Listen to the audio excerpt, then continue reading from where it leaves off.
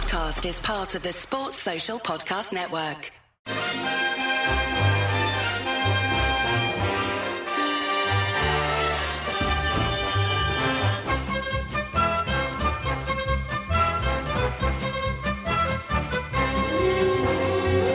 Hello everyone and welcome to Haway The Podcast. It's Gav and you join us for a news roundup. It's been a little while since we did one of these. Obviously it's the summer, so there's plenty going on. And because I think we're finally coming down from the end of last season, I think it's about time we look ahead a little bit. So joining me today, I've got two lovely young gentlemen with me to chat all about the various things on our list. First up is Andrew Smithson. Hello, mate. Hello, mate. I really wish you'd hit record about 30 seconds earlier because Chris was doing a lovely Elvis impression. It's a shame the listeners won't get to hear that. Wouldn't call it lovely. I mean, if he'd been singing it on karaoke in the Beehive or something in the town, I would have been booing him. Yes, Chris is with us. Hello, mate. Yes, all Beehive lads. Hey. Yeah. Yes, you can't, you two with your suspicious minds there, with God. conspiracy theories and all that. Yes, I was belting out the Elvis, and we'll get onto that. But it's weird being on this side, mate. I feel like I want to introduce someone, but I don't need to, and it's all a bit weird. And what about the young gentlemen anyway? When are these joining? Because I drop that in occasionally, and it's great just watching people's faces when I say it. So that's the only reason I do it, for my own enjoyment. 2 minutes before we started going, me and Andrew kind of compare and go and, hairline for hairline here. And I'm the only bald one on the call, so nothing young about us. Nothing young about us. Young at heart. Speaking of young at heart, Sunderland, very young team. That was my awful segue into talking about the team. But I want to start off talking about international football because, of course, the World Cup's coming up. Lots of our players have been featuring for their countries. Looking ahead to the World Cup starting, of course, and then obviously there are other things going on. I think probably the big one for me, and this is where I want to start with Chris, is Jocelin Ta Bi, who has featured for the Ivory Coast at I think it's the Maurice Revello Tournament. It used to be called the Toulon Tournament. That's what I always knew it as, which is an invite-only tournament which takes place in France, in Aubagne, and Ta Bi has been probably the story of the tournament so far. He's got 4 goals for the Ivory Coast. He scored 2 last time out in a game against Canada, but he'd already notched 2 in previous games. And I've got to be honest, I'm loving just seeing his name up in lights because we didn't get much exposure to what he can really do after he signed, picked up that injury in his first start for the club. But looks like he's fit and firing and doing the business for Ivory Coast over there in that tournament. And I mean, just great to see a Sunlun player's name up in lights, isn't it? Yeah, it is good. Ta Bi or not Ta Bi? I suppose that is the question. We just need that headline for next season at some point, don't we? But we'll call him Jocelyn for this. Yeah, like you said, it's an invite. I think I want to say it's under 22s, I think, or under 23, something like that. It's basically for the young lads, isn't it? So yeah, like you said, by invitation only. France won it the last time, but they haven't been invited to defend their trophy. They're in a group with Portugal, Japan, Canada, and Venezuela. Looking at Ivory Coast and looking at the goals for that last game. What was it? I want to say it was a 2-1 win over Canada. I haven't seen the goals that he scored because he scored 1 against Venezuela. He scored 1 against Japan. Yes. Well, his goals yesterday I thought were really good goals. Maybe a bit of bad defending for the second one and bad goalkeeping for the first one. But hey, you've still got to be there to take them.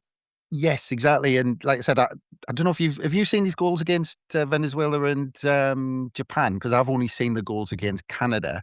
There was a free kick, left foot with his left foot. It was really interesting. The second one, you're talking about the second one, and actually when we saw him, we knew he was really raw. We could see that he had a lot of pace about him.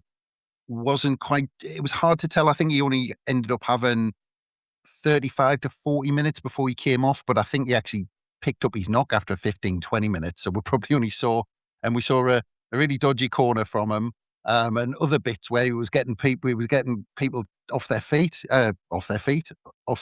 backsides onto their feet. And he looked exciting. He had a lot of pace about him. He looked like he was direct. But the question was at that point, because we hadn't seen him enough, was how much control has he got? Is he able to turn that into something? And what was really good was that second goal. He picked up a really good position coming in from the right. And when he got that opportunity, when the ball came to him, he was able to take a really good first touch, set himself up to stroke it in with his left foot. So it's nice that we're seeing these little snippets and that these players have got these I suppose, attributes that we weren't able to see in the small time that we saw him play. And I did notice as well that obviously Adingra was called up to the full squad. So in terms of Adingra's move, it's worked for him because he was listed as a Monaco player as well in the full squad, which I thought was quite interesting as well. We'll see how this progresses because Adingra is still contracted till 2030 at Sunlun until we hear something concrete on that. But again, it is interesting looking at that because we signed Adingra for about 20 million. He's in the full World Cup squad. We said this is a young Ivory Coast side playing in this tournament. Jocelin's 21 at the moment, 22 in February. Adingra is 24 at the moment, 25 in January. Of course, Adingra's got that Premier League experience. But if you look, if we sell Adingra for, let's say that pretty much the price we bought him for, let's say 18 to 20 million we might sell him for, then he still cost 6 or 7 times more than we bought Jocelin for. If we bought Jocelin for around 3.5, I think it was. So if we look at that, if we're talking 6 or 7 times, and Jocelin is that young lad who's coming through, and we weren't completely convinced about Adingra, and we've got the likes of, we'll come on to players as well who've been playing nationals, but Angulo as well, and Ta Bi in there, of course, and we'll look to see who we bring in. Then, by bringing almost a younger version in of Adingra, who's playing well for the younger sides of Ivory Coast, it kind of boasts well, and it links into what we're doing, like bringing in these young players where Jocelin might have a year next season playing, let's say 10 to 15 games, maybe a bit like a season like Riggs had, and then he's able to kick on the season after. So. Yeah, I just think it's great to see them playing. And again, it's great to see them in positions and doing things that we didn't necessarily get a chance to see them do last season. Yeah, that Venezuela game that you referenced that he scored in, he was played through kind of on the edge of the box, cut inside, and keeper gets a hand to it, but it goes into the back of the net. So all of the goals I've seen from him have been different, which is nice because it's a good sign. If a player's able to score pretty much every type of goal, including free kicks, it's a fantastic sign. And I think for him, the main thing for him will be getting sharp. Like this will be helping him ahead of pre-season, won't it, Chris? Yeah, and I was just going to quickly say exactly. It's getting him the game time that he probably didn't get towards the end of the season. But the other thing is, if we'd said like Sunderland are linked with a player who's scoring these goals and is potentially, currently the leading top scorer in a youth tournament involving the teams like Portugal, teams like Venezuela, Colombia, and all of that, and he's impressing and he's flying, and we might get him for 3.5 million. Everyone would be going, bloody hell, that sounds good. Yeah, but he's already at the club.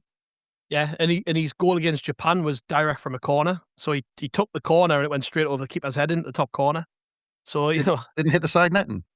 No. So if you remember to his debut, he took a few corners and they were shocking, weren't they? Do you remember? But he's obviously good at it because in his first start, he was trusted to take the ball to the corner and take the set plays.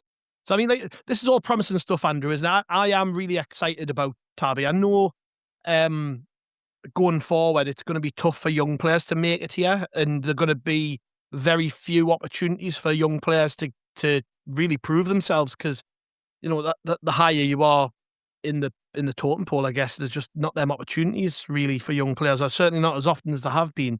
But with Sunderland playing in Europe next season, he's one where I'm thinking he'll get games, particularly away from home in some of these European ties where he's a complete unknown entity, and I genuinely think this is all just prep for him going into pre-season because you would think he has a good Toulon tournament, and he's probably got I don't know, another handful of games left before he goes off for his mini break, he's going to be firing on all cylinders, isn't he?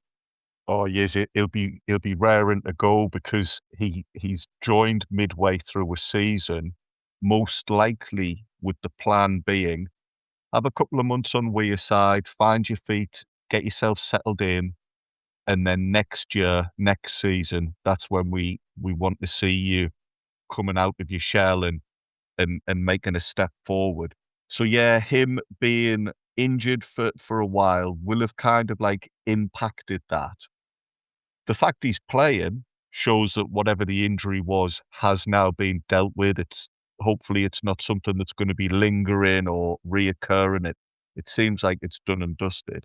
So yeah, a few games with your mates representing your country, brilliant. He's going to be flying. He's going to come back full of confidence.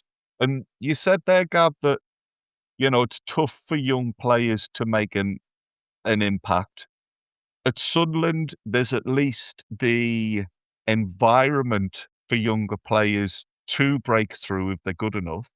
But that's the point. It needs to be tough for young players to grab the attention because that's how they're going to thrive.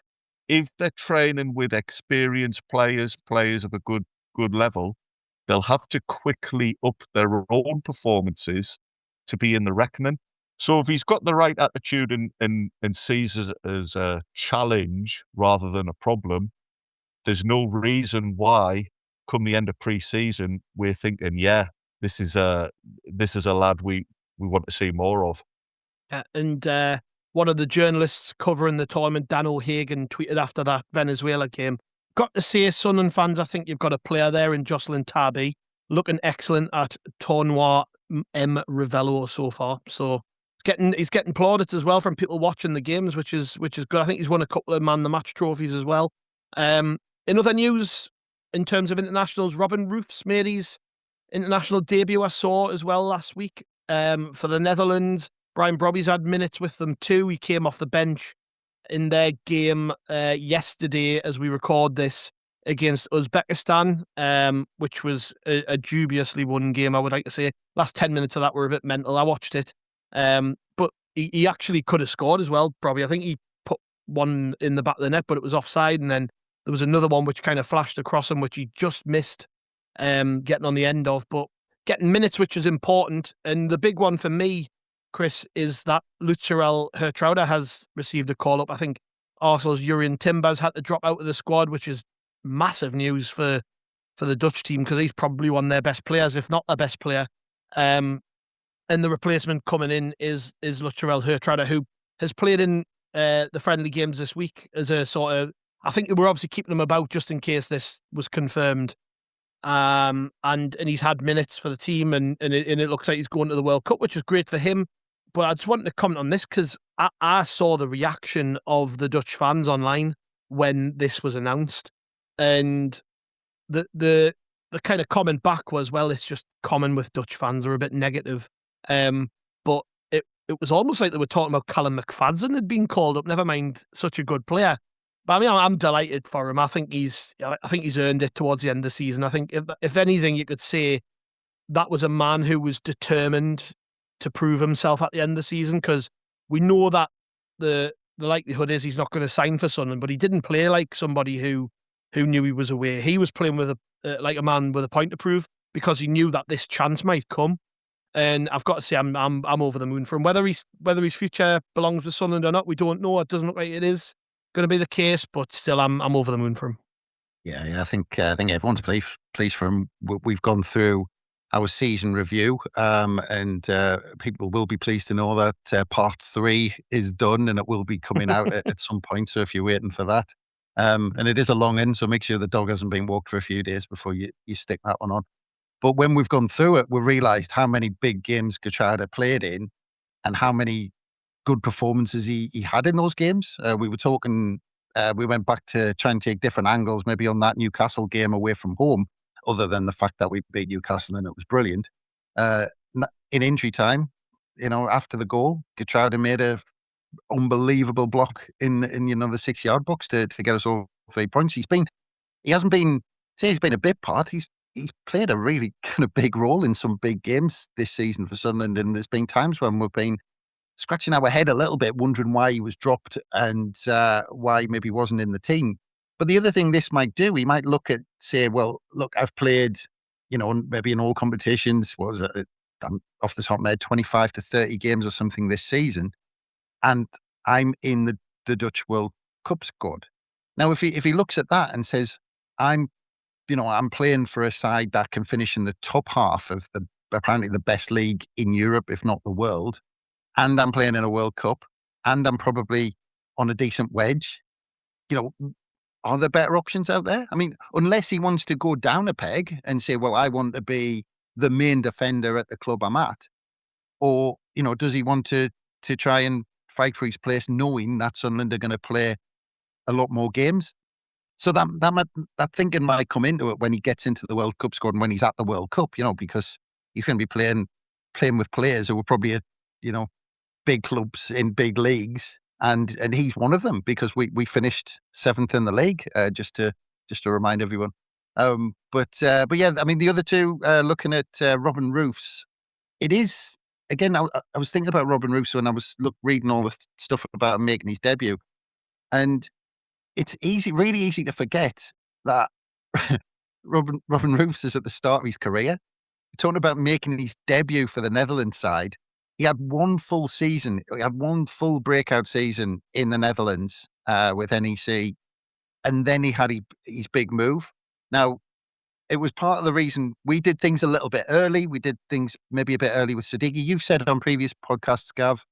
A couple of people have said this season with our transfer strategy, we took that punt on players for big money maybe a year earlier than the bigger clubs. Roofs is one of these. We identified a talent and just said, instead of giving him another year to make sure his first one wasn't a flash in the pan, we're going to bring him in and spend that money on him and get him in. And again, it goes back to that surprise that Patterson wasn't necessarily going to be our number one.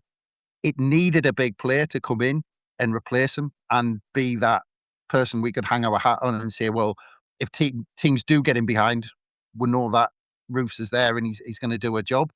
And the fact that he's had a full season in the, again, best league in the world, apparently, and we finished high up in it, and he's played a part in that. And now there was talk about him potentially, because I think I was reading their number one a while back wasn't on top form, and I want to say that was Clayson. I might have gotten that wrong. The Bruggen from Brighton?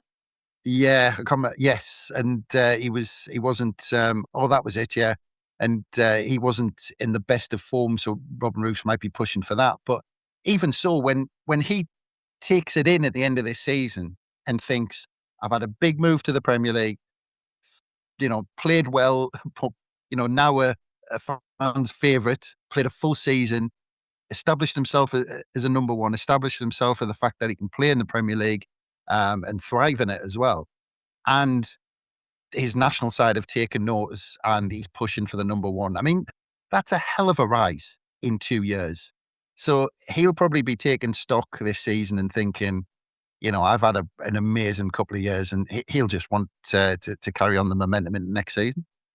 Yeah, that's completely right, isn't it, Andrew? I think this is the good thing about the World Cup, and the players that Sunderland have got there, of which there are 12 if you include Latrell Hertrowler, which I'm very proud of. Actually, I'm looking forward to watching our lads more than I probably am England, if I'm honest. But we've got that many players going to the World Cup, and they're in good form because they're coming off the back of a good season. I mean, you can see it in some of the warm-up games. Wilson Isidor's been scoring goals for Haiti, which again sets him up nicely. They're playing Scotland at the start of the tournament, and they certainly won't fear them. I mean, I went to the Scotland Ivory Coast game at the Hill Dickinson Stadium a few months ago, and I've got to be honest, I wasn't impressed with Scotland at all. So, Haiti will be fancying that, and Isidore will be fancying that. Nilson Angulo has scored for his country in the build-up to the World Cup. Granit Xhaka scored from the penalty spot and also got a really good assist in their second warm-up game for Switzerland. And it goes on and on, doesn't it? There are other players doing really, really well for their country. So all of this momentum that we've built up as a club from the last season, our players can take that to the world stage, can't they, with their countries? Like, it's made me really excited for the World Cup in a different way. I've never looked forward to a World Cup quite like this, in this sense. Normally it's because I'm looking forward to seeing England play. This time around, I'm not really that fussed about England, but I am fussed about seeing the lads play. And I don't know about you, but it's made it quite exciting for me. Well, it it probably is the main positive for me with regards to this World Cup. It's not a tournament I'm going to have too much interest in, he says. I mean, if England get to the final, I might change my tune. But yeah, it's good that those players are going back to their countries, joining up with their international teammates, and that they're buzzing. But it's good for Sunderland as well, because you never know. We might be looking at one or two of their international teammates, and they might say, "Oh, Robin, what is it like at Sunderland? Am I gonna fancy coming along?" Chris likes the idea of Yeah. that. I love that Dutch Mackem hybrid accent. Yeah. Well, anybody who speaks Dutch Mackem would fit in well to the squad at the moment. But no, they'll hear good things about Sunderland, and they'll see these players are buzzing and at the top of the game, and think, that, if Sunderland do come in for me, it's something I'm going to consider. So yeah, it does bring a really interesting element to us watching it. It brings an interesting element to the players themselves. Roofs in particular interests me because he's still young. I mean, he plays like he's a lot more experienced, but he's still very young. He'd perhaps see any minutes he gets at the World Cup as a bonus at this stage in his career. I wouldn't be surprised, though, the Netherlands are in a knockout game and there's 2 or 3 minutes left. Given his penalty record, you wouldn't be surprised if Robin Roos got thrown on. I think it was the Man United manager when he was in charge of the Netherlands. Didn't he do that? He would throw on aye. Wasn't it? Did he send Krul on? Oh, yes, aye. Yeah. So even if it's just for a few minutes in a penalty shootout, he's got an opportunity to make himself a hero in his homeland. So I'd love to see that. And again, the negative to that is if we see it, then so does every scout in the world. So I might change my mind on that. Just really quickly, actually. Well, for a start, I was laughing at a Dutch player going up to Robin, going, "Oh, Robin, is there any vape shops in Sunlun?" Like, but and this might be a plug for future podcasts, depending on what order we stick stuff out. But the rise of Robin Roofs, and there's been a few comparisons this season, is quite similar to Thomas Sorensen's as well. Thomas Sorensen came in, burst onto the scene, came over from Denmark. Obviously not at the same level as Roofs, because Roofs went straight into the Premier League, but Sorensen was pretty quickly there, and it was clear he was good enough to play there, and then became an international. And they've had similar rises at similar stages in their career. Because you're saying he's young, Andrew. I mean, okay, you might look at an outfield player and say 23, but 23 for a goalkeeper, and especially, I mean, he's only played 2 full seasons at 23, which is pretty standard for a goalkeeper at that age. He's still a young pup, isn't he, for a goalkeeper? Yeah. Well, we'll see how he gets on. I don't imagine he'll get a great amount of game time, but it's important that young players get this experience, even of just being part of a World Cup squad. What you tend to find after World Cups, particularly if they haven't been very successful, is the changes are rang, and by all accounts, Coleman's not particularly popular. So if they have a bad tournament, he could be out the door. New manager comes in, might look and go, well, Robin Roofs is doing better than Verbruggen in the Premier League, so he's my new number one.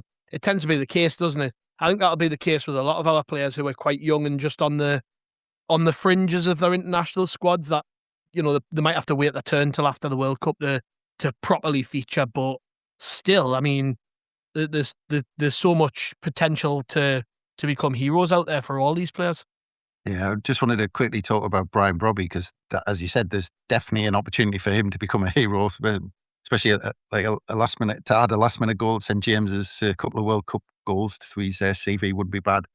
But one thing I will be interested in this World Cup with Brian Brobby is how the decisions go against him or for him, and how the international World Cup referees referee Brian Brobby, and whether it's different to Premier League referees, because it could well be. I can't remember who the Dutch have got in their group, and I'm trying to think from memory. But if he's chucking defenders all over the shop, it'll be interesting to see which way the free kicks go.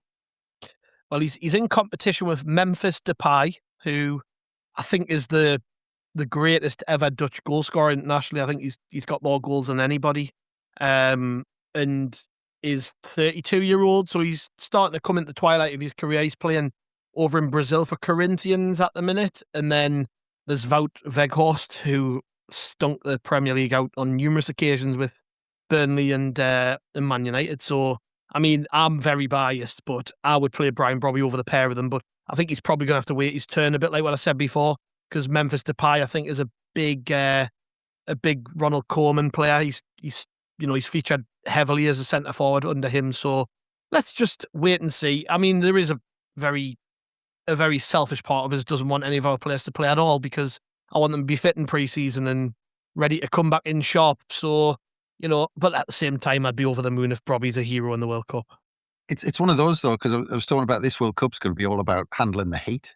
And I think that the way Brobby's going to be used is going to be for very specific scenarios, where they want to keep the ball, held up later on in games when they're trying to conserve energy and all that stuff, when they want to get the ball to stick and they want to get out. And, so I don't think he'll be started, maybe because of who else they've got and who else the manager fancies, but because he's got this reputation of being able to do certain things. So I think when they've got need for that's when you're going to see him, I reckon. Yeah.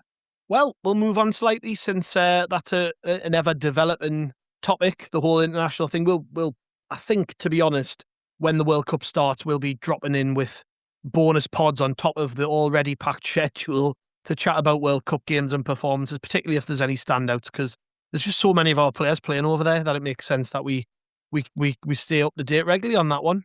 We'll get Kelvin on when Isidore sticks a hat-trick past Scotland. That'll be the most conflicted Kelvin's ever been about anything, won't it?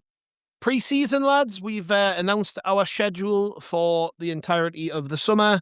I think, obviously, part of it was already known because we were already made aware that we were heading to the States to take on Liverpool, Leeds and Wrexham in a bunch of friendlies. The Liverpool game takes part in Nashville on the 25th of July. On the 30th, we play Leeds United in New Jersey at the Sports Illustrated Stadium, and then Wrexham on the 2nd of August at Subaru Park in Chester, Pennsylvania.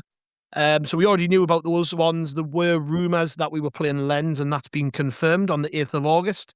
Although what wasn't known was that the squads are going to be split for that one. So half the squad will play earlier in the day behind closed doors in a training ground game, which I'm hoping the club managed to stream, because I just hate missing any action whatsoever in pre-season. And then they take them on again in the afternoon at Stade Bollard de Lillis, I think is how it's said.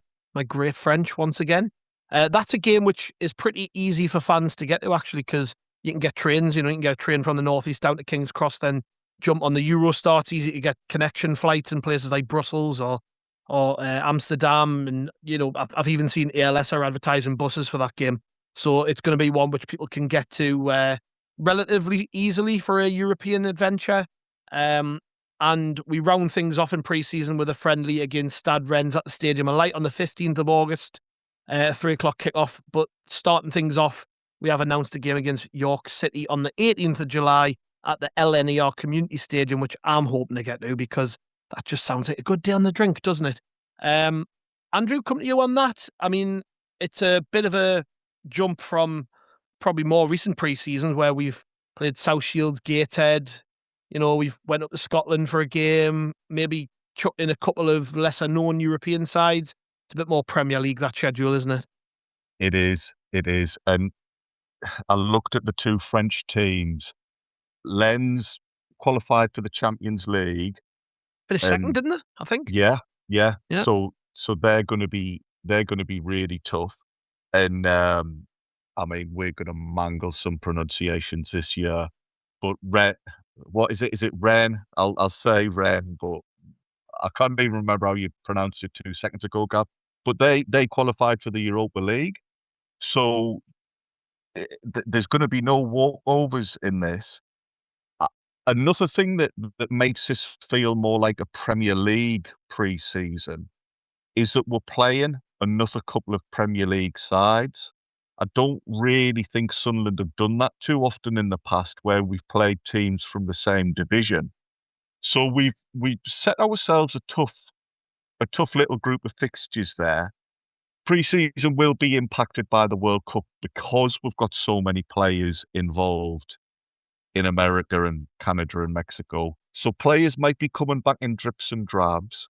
I think we're going to have to be saying lots and lots of reminders of the results in these games might not matter because they're against good teams. There's going to be players who are at different stages of their fitness programs. Well, we barely won a game in pre-season last year, and look how well we started. So But at the time, Gab, there was a bit of panicking. So it is something we need to remember. That York trip, like you, Gav, I'm over the moon with that. Within a few minutes of it being announced, I just get the text off my best mate. Just all he's put is York and a question mark, and I'm like, get in. Because I was worried, thinking, oh God, it's going to be a while until we get to see Sunlun play. And then sure enough, I'm already making arrangements for another season, wasting me Saturdays, going to watch Sunderland. And if we're talking about Elvis puns, we've got a nice little American trilogy after that. So, You've nicked it. You've nicked it. oh, sorry, Chris. I'm glad you nicked it. Thanks, Andrew. We've all got a list of them. What's the obvious link between Sunlun and Wrens, Chris? You must know this one. The obvious one. Coat wearing. Yeah, there's a very obvious link. Yeah, What, it's the only one I can think of actually. Like a player that we signed from Wrens back in the day. Wasn't Alan Johnson? It was indeed. Yes. Yeah, I was going to say. Done. Yeah. I thought you were talking about a modern one. I guess there is one more modern one. And it's got a World Cup theme, Andrew. Can you think of this one or not? More recent times, we signed him on the back of a brilliant World Cup. Azerbaijan broke our club record fee to sign him from Wrens back in 2010. That one just came. I hadn't even thought of him before I mentioned. When I was looking out there, I was thinking I'm going to ask Chris about Alan Johnson. I didn't even think about Jan, but yes, there are probably others as well, actually. I mean, Enzo Lefebvre played for them, didn't he? Before he went to Roma. That was his last club in France. That's where I was going. I was going with the Lefebvre and Lebris connections. That's where I thought you were going. Well, I wonder if we owe them a favour from the Alan Johnson deal. That's why this friendly's taken part. The Lens game is for a mysterious trophy, which I can't remember the name of, but they invented it last year, basically. So every time they play a friendly, it's going to be for this trophy. And I think they lost, Lazio last year, I read. I might be wrong on that, but it's going to be for a trophy. So if that one ends in a draw, it'll go to penalties. So maybe good practice for our cup exploits next season if that one does go to a penalty shootout. But yeah, Chris, I mean, I'm just looking at some of those games there. Is there any standouts for you? I mean, is there any that you're looking at thinking, no, that's a good one? Well, I was going to say that cup. We didn't get to play for the cup against Norwich this season, so I think that might replace that in pre-season to stick a little trophy, a made-up trophy in the trophy cabinet. It'll be quite nice. But yeah, Gav, I was all shut up when I saw the pre-season schedule because for a start, I mean, you kind of touched on it a little bit, but doesn't start with the old Shields Gateshead double header, and you wonder if the farce of last season has put them off a little bit. I think so, yeah. And maybe the fact Shields didn't get promoted either. So they're playing. I know what I think Andrew kind of touched on it before there. I think because we've got so many players probably coming back late from the World Cup, we probably won't have enough players to split the squad, to be honest. So it doesn't make sense to start with a double header. But even then, they would have had because York have only just been promoted into the Football League, haven't they? So we would have had a choice of like a York, Gateshead, Shields. But I think Gateshead have probably shot themselves in the foot for them messing us about last year, because the pitch was a disgrace and we ended up not being able to do what we planned to do, which was we didn't actually split the squad, if you remember. Yeah. The team which played Gateshead at Hebbins Ground, which was hastily arranged at last minute, was basically the bomb squad. So it was like Paveda and Abdullah Bar, I think, and Himir and players like that, and Rusin. And then the first team played 45 minutes apiece in the Shields game, which wasn't the plan. We'd planned for that. And I would imagine, yeah, you're probably right, Chris, that after that last year, the club just went, nah, you're all right. We'll do something else this year. Yeah, it's such a shame as well, because, you know, I'm sure last season there was people from Shields and stuff saying, you know, Sunderland do everyone a good turn by doing it. And it's just a shame that, you know, things have happened where the club just said, well, we can't risk stuff like that happening, because the season we've got to prepare for, we've got to make sure that the plans are right.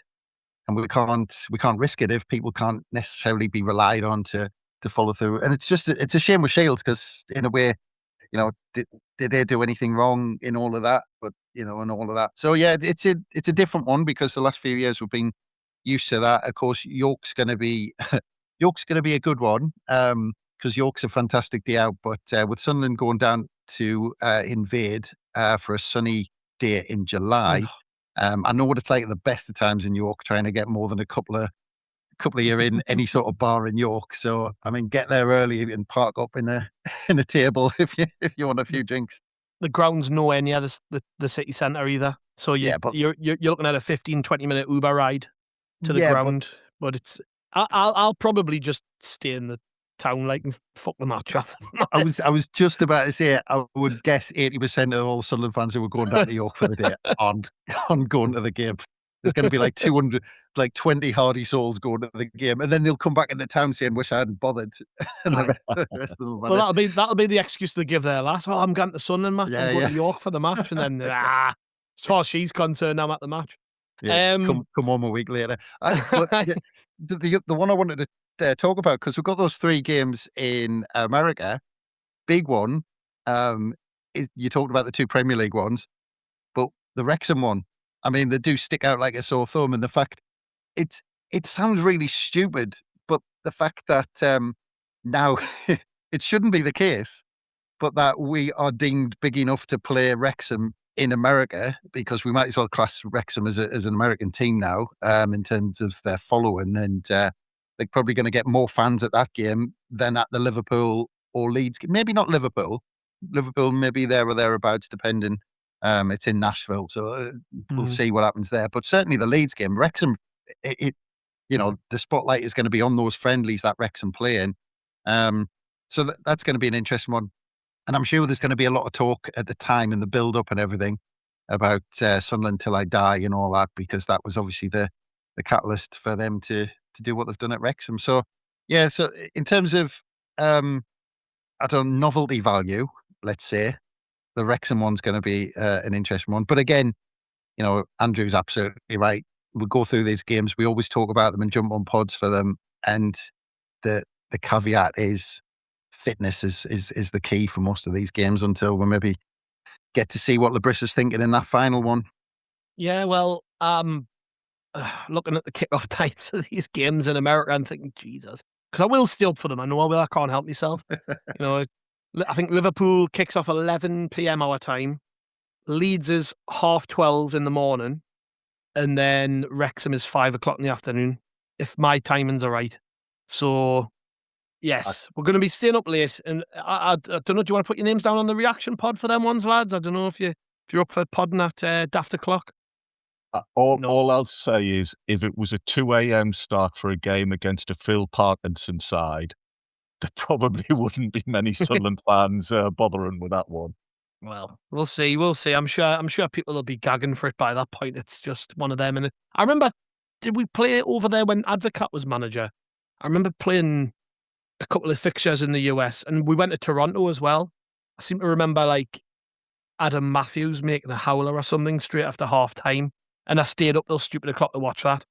But these games, I think people will just put them on regardless, because it's Sunderland and they're dying to watch the team. I think that's probably the most obvious thing of all. There'll be plenty of people listening to this now thinking, yeah, I'll definitely be staying up for them games.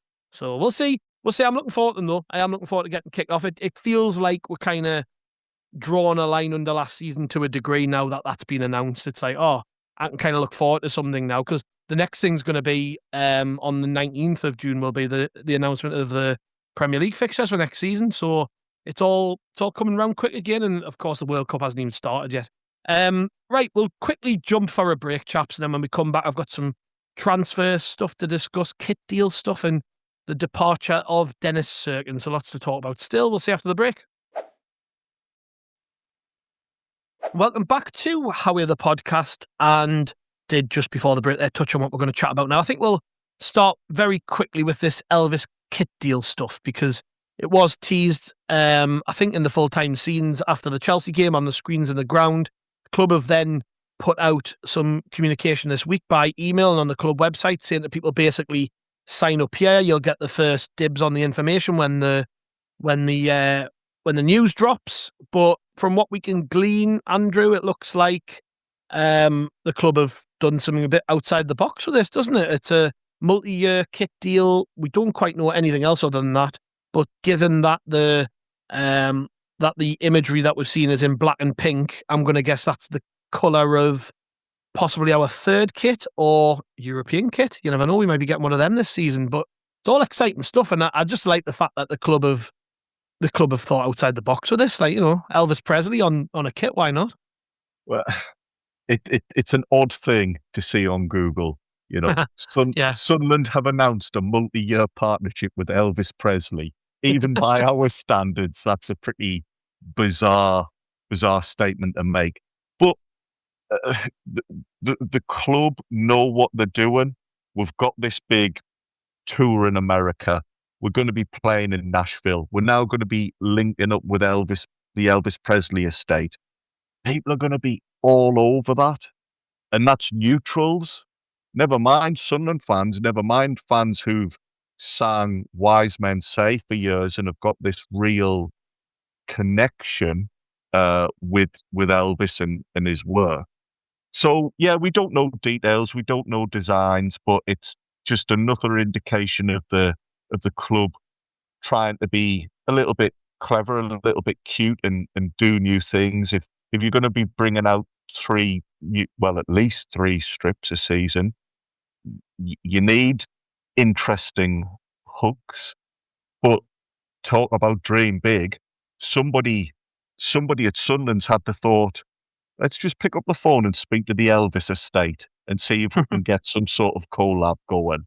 Elvis Presley must be one of the most famous people in all of popular culture. History, yeah. So I'm always keen to see the kits. I wouldn't be surprised if this one ends up being super popular, not just on Wearside, but people all around the world just wandering around wearing an Elvis-themed Sunlun shirt. It's bizarre, but it's the way we do things now, and it's good to see. Well, that's right, isn't it, Chris? That this has obviously been done with something bigger in mind, hasn't it? People around the world who just buy random football shirts, or, the millions and millions of people who are massive Elvis Presley fans around the world will probably buy this shirt. Same as that Mexican drop that they did last year when there was that massive surge on social media of popularity for the club in Mexico. And apparently every year Mexican people decide they're going to back one team every year, and they just decided it would be Sunderland last year. And the club reacted quickly with Hummel and released a load of shirts and merch and stuff aimed specifically at that market. I think it's just another pointer that the club think very fast these days and make big calls. And yeah, I mean, I'm not like a kit connoisseur, possibly like Andrew is, the author of Kit Kats over there. He's the man when it comes to that sort of stuff. But still, I appreciate the fantastic stuff that Hummel have particularly done in recent years. I think it's probably been the best kit deal we've ever had, best run of kits we've ever had, in my opinion.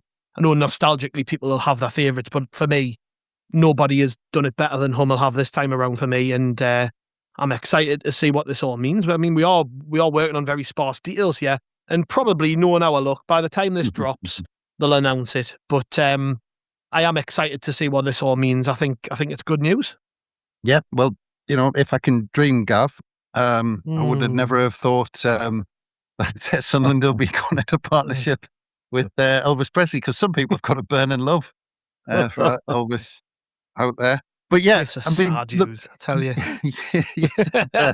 You have made the point. I think it does say a lot about where we are as a club, because look, the Elvis estate has got a responsibility to Elvis Presley. You mentioned that he's, of course, probably the biggest name in music for God knows how long. Everybody knows who he is. Everybody knows what Elvis is. Everybody knows what Elvis looks like, represents.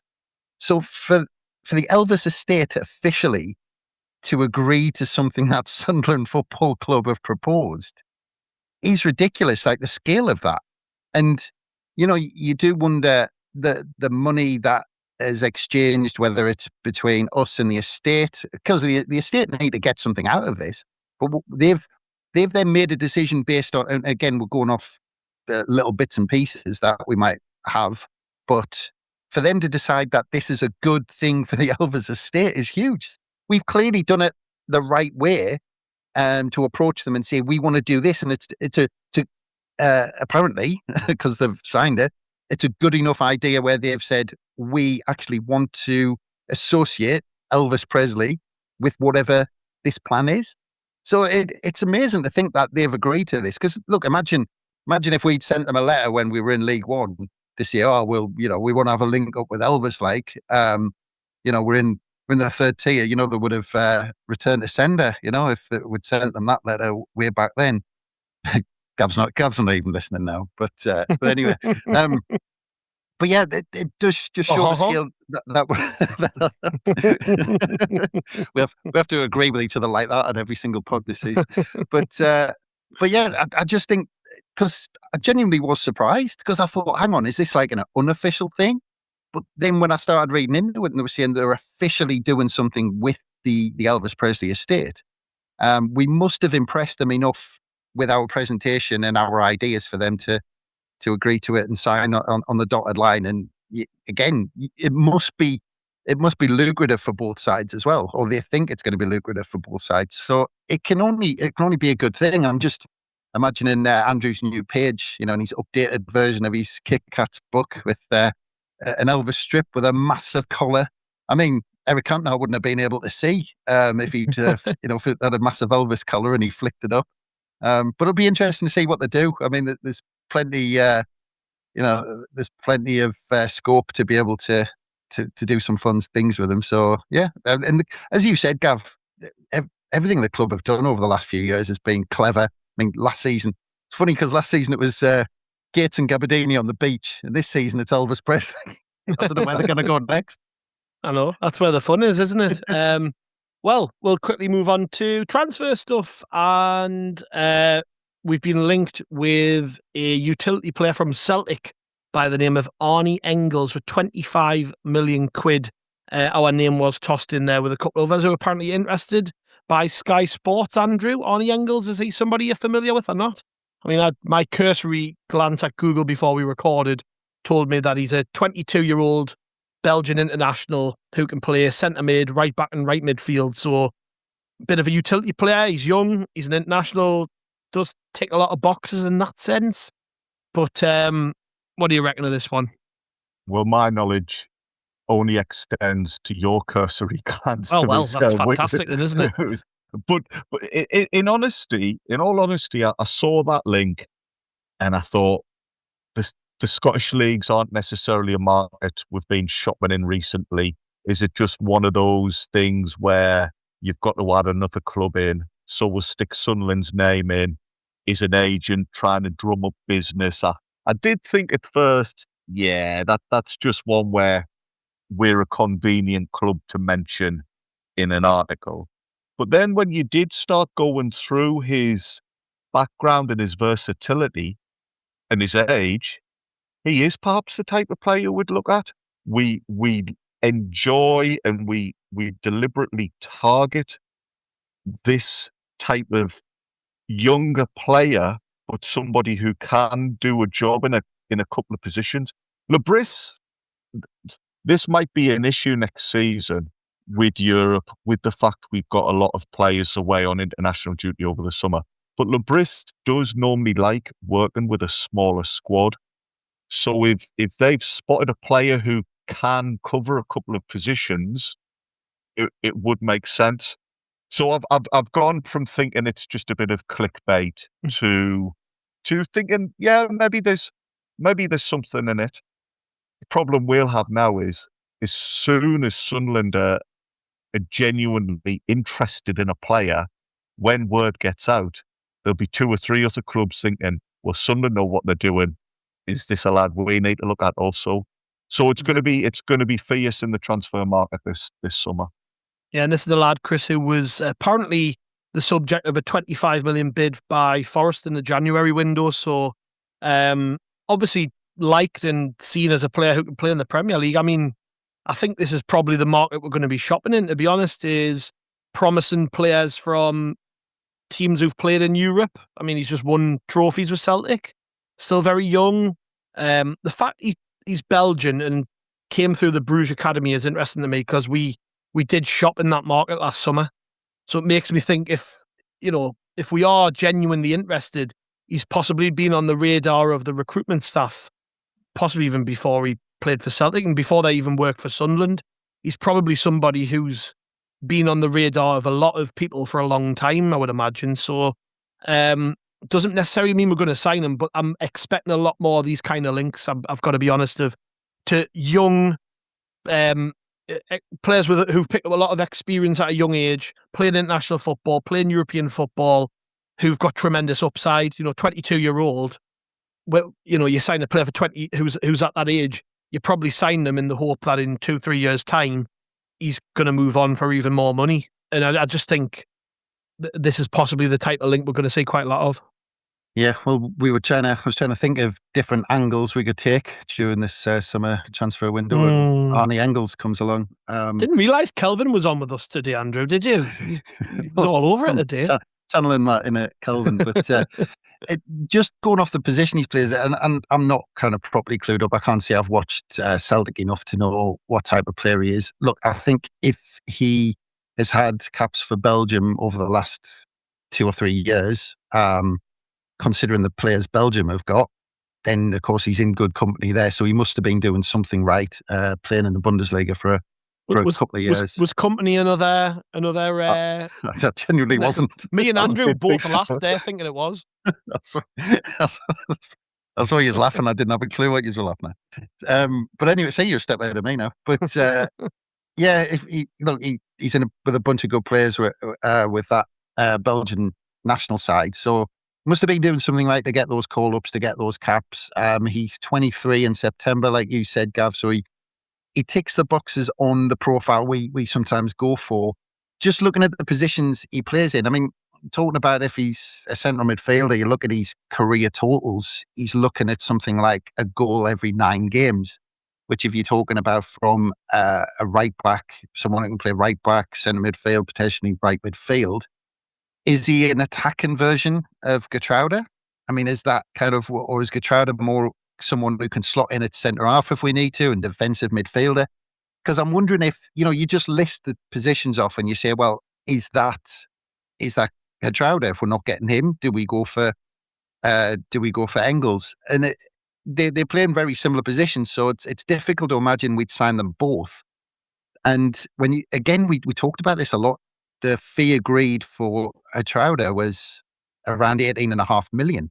Now, if you're talking about paying north of 25 million, because if they've knocked 25 million quid back in January, chances are, unless Martin O'Neill obviously taking the reins there permanently for at least the next season with a 1-year contract, if he's going to want to rebuild, are they going to be happy to take that 25 million now and say, well, we're happy to rebuild? Or if he's one of their better players and O'Neill hangs his hat on him, to say, well, if we're going to sell him, we want to push the board out and it's going to go up to 30, 35 million, as Andrew said. It's Sunderland involved, They're in Europe now, making decent money, spent a lot of money last season.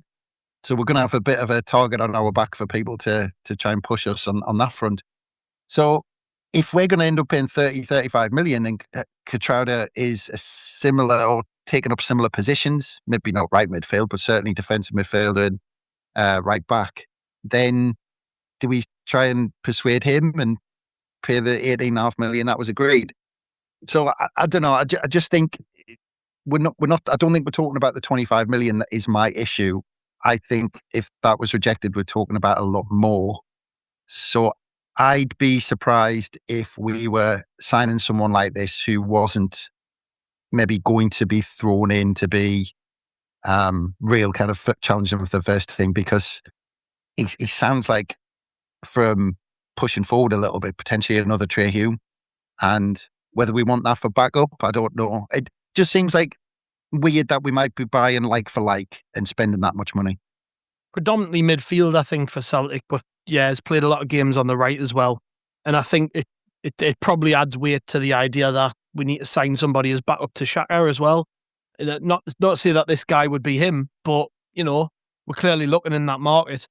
So I guess we'll just see how it goes. There haven't been a great deal of other transfer links yet. It's been pretty quiet with regards to incomings and outgoings, actually. But one which I think is definitely worth talking about, Andrew. Dennis Cirkin has announced via his social media page on Instagram that he will be departing the club for the summer. And I think it's been 5 years since he joined Sunlun from Spurs, and it's been a massive, I wouldn't even call it a roller coaster, because it's basically been all up, hasn't it, with him at the club. I know we've actually talked about Dennis Cirkin a little bit recently, but not certainly in terms of the news pod. So I just wanted to touch on him, because I've got to admit I am gutted, but I understand it, because I think probably for the best for his career, he needs to be playing regular football, and we can't guarantee that as good as he is, so you can kind of understand why it's just come to a natural conclusion. His contract's run out. He's going to be looking for another club.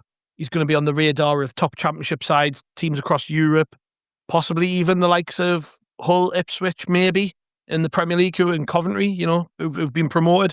I could quite easily see him going into one of those clubs and playing. So yeah, it's sad to see him leave, isn't it?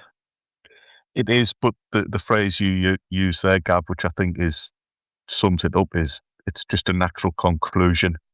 Like yourself, I would have happily kept him around, particularly given the challenges we're going to face next season. I think he more than good enough. I mean, when he did come into the team in the Premier League, he was fantastic. I think he played really well in the home game against Man City. I remember he did well in the FA Cup game against Everton. So, ability-wise, never been any question marks over him.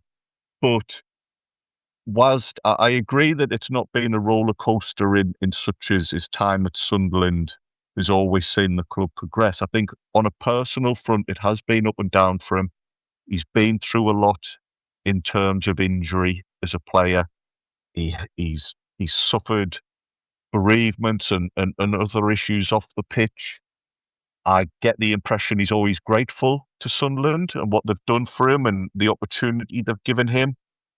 But yeah, one of those where there's no bad blood, there's no ill feeling. It's just he thinks it's time to try something else. And like a lot of players over the last couple of years, we're getting used to this feeling now where we're not panicking when lads are leaving and we're not celebrating when lads are leaving. He's done a great job for us, and there'll be plenty of Sunderland fans keeping half an eye on his progress and hoping that he does well. Yeah, what about you, Chris? Where's your mind at when it comes to Dennis Cirkin? Are you kind of think along the same lines as us, that this was probably just inevitable, necessary for him in his career?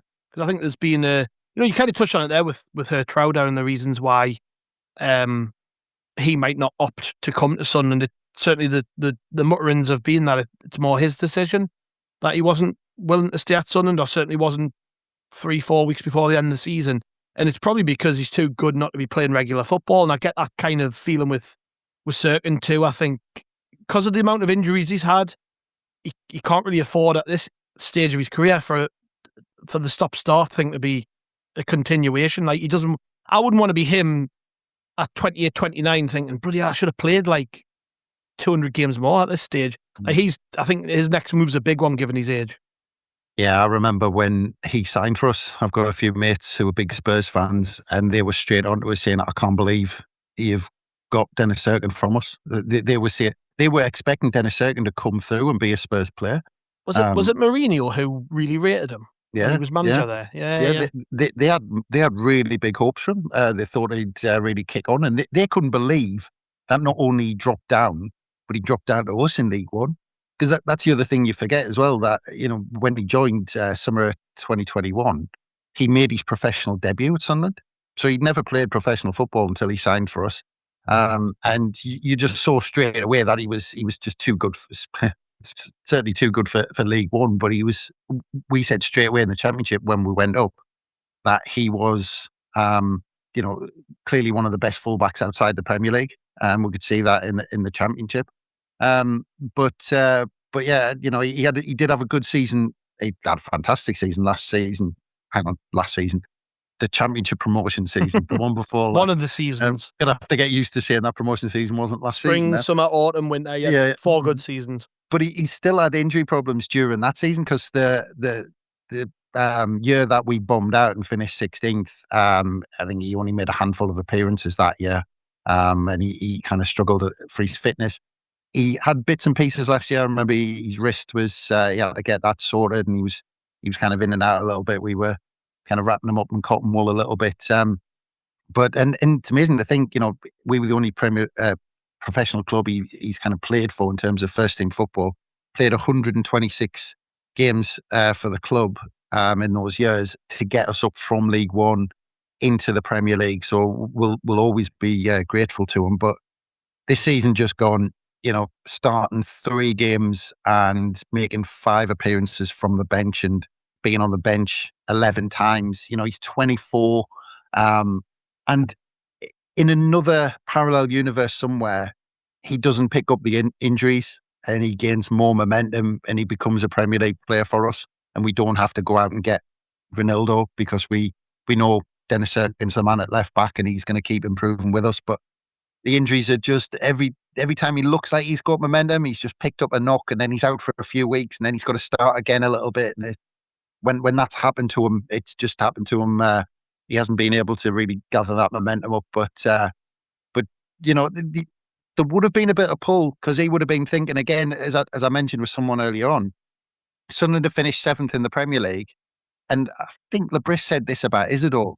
There's something to be said about saying, well, I'm fighting for my place as second choice at left back at a side who's finishing top half in the Premier League and in the Europa League as going down to the Championship or whatever and playing first team football.